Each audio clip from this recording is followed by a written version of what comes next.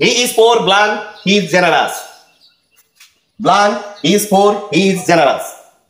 He is poor, blank, he is generous.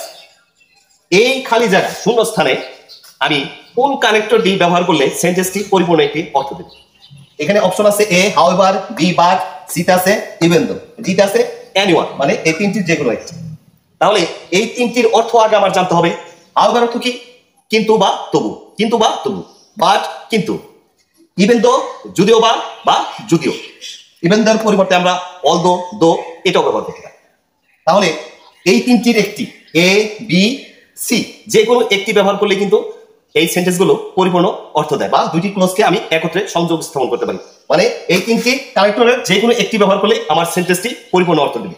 He is poor but he is generous, সে গরিব কিন্তু উদার। He is poor however he is generous, সে গরিব তবু সে উদার। ইভেন দো হি ইজ পোর, যদিও বা সে গরিব, হি ইজ জেনারাস। ঠিক আছে? তারপরে হি is poor but he is generous, he is poor he is generous, বা হাউএভার হি ইজ জেনারাস।